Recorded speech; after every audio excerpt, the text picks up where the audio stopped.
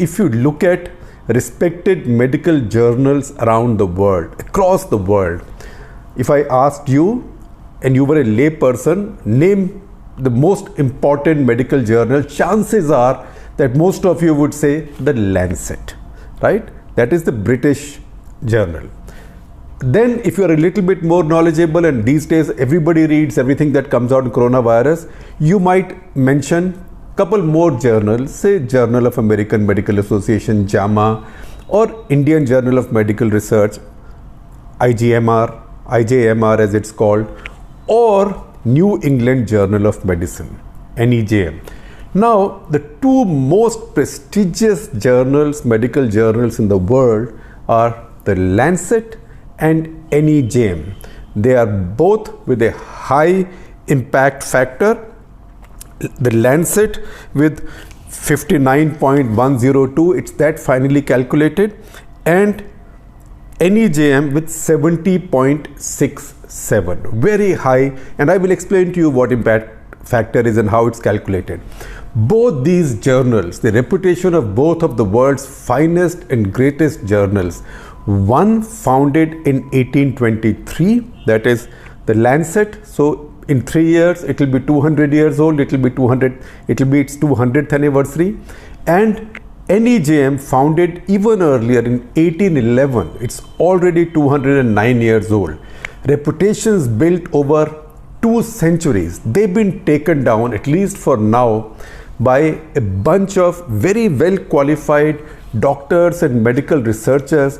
Unfortunately, 3 of them, in fact the core of these researchers who've unfortunately taken down the 2 of the world's greatest journals right now for their reputation, it's a big setback for their reputations in a crucial time, are of Indian origin. One is Dr. Mandeep R. Mehra, has an MD, Harvard University. One is Sapan Desai, has an MD and PhD. He runs a data company called Surgisphere, which is at the heart of this trouble. Third Indian here is Amit Patel in University of Utah, Salt Lake City. Now, these 3 people feature in both these studies. Now, the study at Lancet was a large study. They said that they studied the data from 671 hospitals across 6 continents. And from that data, they looked at 81,000 patients, hospitalized patients who were not given hydroxychloroquine, and 15,000 who were given. And based on that data, they arrived at a conclusion: 1, that HCQ was not benefiting anybody, and 2nd, that the evidence that the incidence of heart rate irregularities, cardiac irregularities, and cardiac irregularity related fatalities or deaths was considerably higher among those being given hydroxychloroquine. We spoke about it, I think, in our episode 484. Now, what happened as a result of that? As a result of that, doctors around the world who were using hydroxychloroquine as a possible treatment, therapy, stopped. Or most of them stopped. In India, they did not stop because ICMR, Indian Council of Medical Research, did not accept it. The Holy Venerable World Health Organization, based on this, temporarily halted all their ongoing research as part of their global solidarity trial involving hydroxychloroquine. A little fine print there was that the research that they published in the Lancet did not talk about just hydroxychloroquine. It talked about hydroxychloroquine in combination with what is called as macrolides, which is antibiotics in the azithromycin category. So this was azithromycin plus hydroxychloroquine. In fact, Indian doctors would tell you, ICMR tells you, that it is well known that with azithromycin and hydroxychloroquine together can cause problems.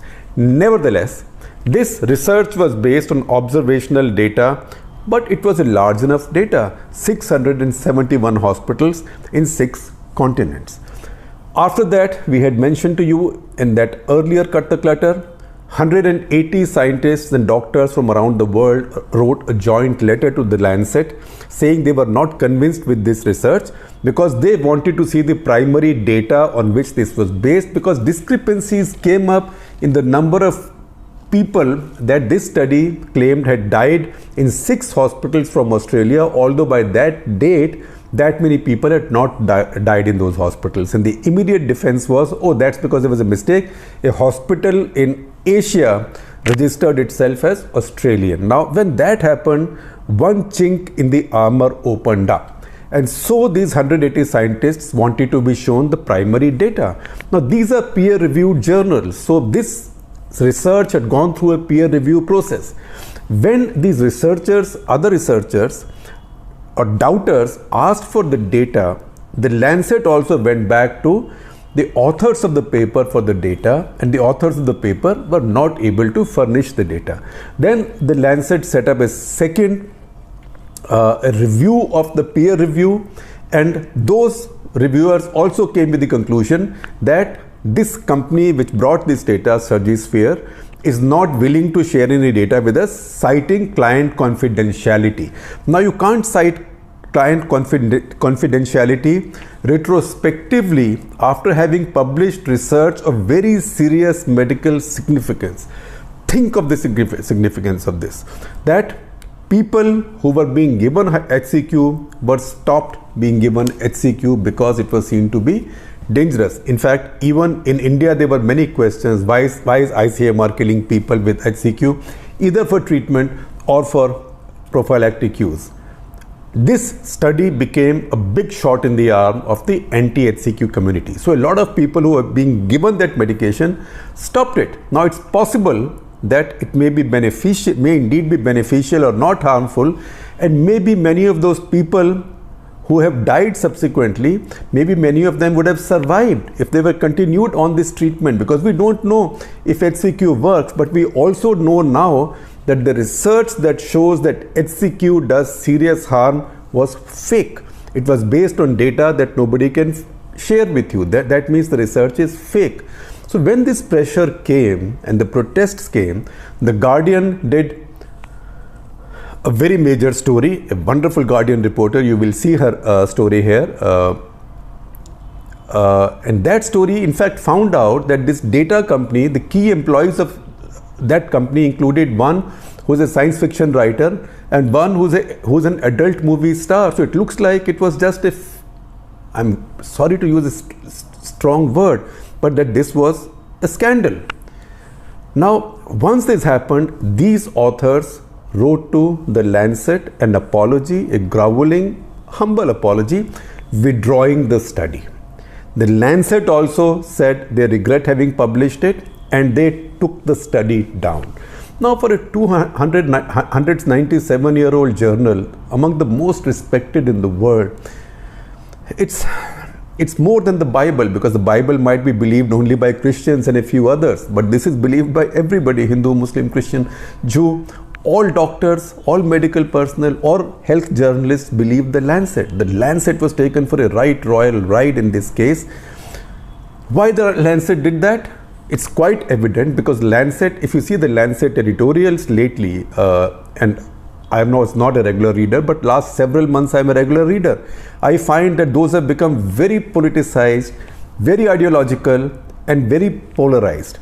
HCQ, we told you, is a drug which had got polarized simply because Donald Trump, without medical advice, was plugging it to the world, and Narendra Modi, India being the monopoly manufacturer, was giving it to the whole world and getting plaudits for it. So you put Modi and Trump on one side and put on their side a humble drug which costs nothing. I think I had mentioned this earlier. The total value of HCQ produced in India, our wonderful pharma and health correspondent Himani Chandna tells me, is just 172 crores. In fact, India produces Calpol, which is your regular paracetamol drug, worth 184 crores. So it's a very cheap drug. So you add Trump, Modi, a very cheap drug, and you find the entire lot of Modi Trump critics turned on you and turned on poor HCQ. So it became the most politicized drug in our history, and I do think it's quite evident that the Lancet also let its guard down, because as even that Guardian story pointed out, the entire process of beginning to write this report, sending it to Lancet, peer review and publication took just 5 weeks. 5 weeks in the middle of a pandemic. This is like working under some kind of a news agency deadline pressure that I have to get this story out by this time, whatever happens. But it would also seem that this is the conclusion the editors of the Lancet may have liked. So once they got the conclusion they liked, they lowered their guard and ended up publishing this piece of, if I may say so, complete rubbish. Complete rubbish, which obviously endangered many lives. This is in my book, this is a criminal offense. People who did this, particularly the researchers, they should be investigated. This data firm should also be investigated, because we don't know where it was coming from. I'll tell you something. I don't believe in conspiracy theories, but Nassim Nicholas Taleb, who is a futurologist from France, many of you have read him. He wrote the book Black Swan. He tweeted late last night that basically that the big corporations have lost, science has won. What does it mean? What it means is that if HCQ is even a little bit effective, then some newly discovered molecule that might work for COVID-19, say remdesivir, I am not making any allegations or any insinuations, say remdesivir or any other favipiravir or any of the new molecules, if HCQ is even 30% effective, then the value of such a new molecule is maybe $500 million. But if HCQ is not effective, which means if no existing cheap drug is effective, then the value of the same molecule may be $10 billion. That's where now I think there will be a great deal of insinuation. It needs investigation that did HCQ run into a big campaign?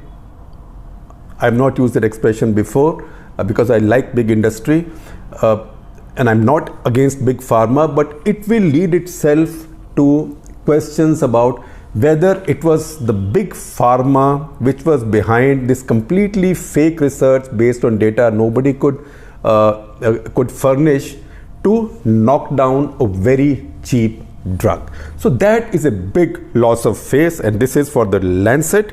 Groveling apology from the Lancet and from the authors. And as I